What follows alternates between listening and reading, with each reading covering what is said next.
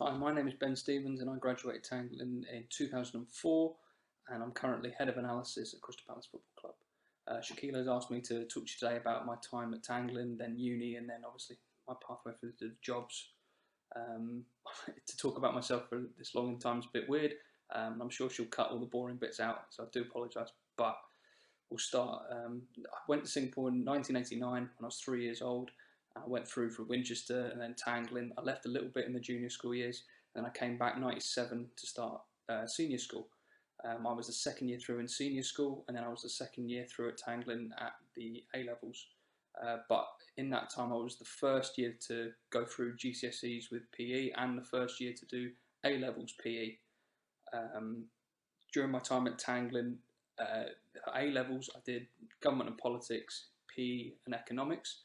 But anybody that was with me at that time there, I don't think many teachers are still there at Tanglin. I think Mr. Ridley's there, Mr. Goulston's still there. But apart from that, not too many. But they would all know that football was all I ever talked about at the time. So it was always geared to, I had to do something with my life to do with football, but never really knew 100% what. I was clearly not a good enough player, even though I still played for Muddy Murphy's team, Hibs and Hotspurs, even with Mr. Goulston for a little bit. On leaving Tanglin, obviously it was great to think that we could go back to England, where the home of football, as it were. And I went to Southampton Silent University to study football studies, believe it or not.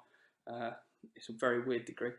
But it was very, very good for me because of the fact that it was just telling me about every aspect of football that could be. And then obviously you get your niches closer to what you wanted to do. And obviously I found out at the time that I wanted to be a performance analyst. For those of you that don't know what performance analyst does, they're basically taking part the statistical and video element side of pre-match analysis, watching the opposition live, finding out what's happening during the game, reporting back to the coaching staff, and then the post-match, what we did well, what we did badly, and then working on the weekly cycle over and over and over again to get the season over. We also work on the recruitment side of analysis, where obviously we're analysing potential signings that the clubs can make. So after Tanglin, coming back to England, obviously I've not lived much in England. It was a weird change. All your friends dispersed everywhere around the world, but you make friends really quickly in new places, which was great. And university is great fun. The only thing I can say, especially now that I'm in charge of employing people, and I start employing people from universities, you have to look at what they can give you now. All of a sudden, a degree or a master's, and even from when we're recruiting people for data scientists, football, PhD even, qualifications aren't enough. So for myself, when I was doing university, my third year, I did a work-based learning part with Southampton Football Club. At the same time as doing that, I was also doing my coaching badges. So that meant when I finished university with my degree, I'd also got my UEFA B coaching licence, and I'd also done a year's placement at Southampton. So very, very quickly they hired me straight away after uni. So I was one of the lucky ones to be foot straight in the door working with Southampton in the academy at the time, and that was 2007-8. I was there, so I was there work-based learning. 2006-7, just lost Walcott, we got Bale, and it was a weird time. And then first job was 7-8 with them. And 8-9, they got into administration, got relegated, and big changeover in managers. So that was a weird time for me. And then I went from Southampton to Crystal Palace for 6 months. And then one of my old managers, Alan Pardew, spoke to me and took me up to Newcastle, where I spent 5 years at Newcastle. Then Pardew took me back to Crystal Palace.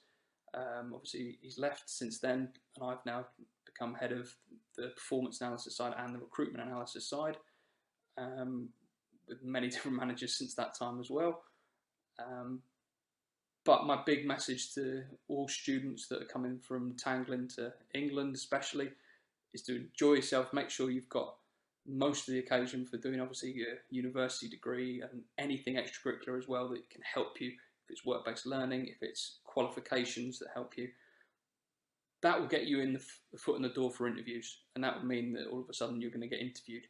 However, that's not going to give you the job, because the big part that you need is the human element. if you can come across like someone that should be employed, then you're going to be a fantastic opportunity to get the job.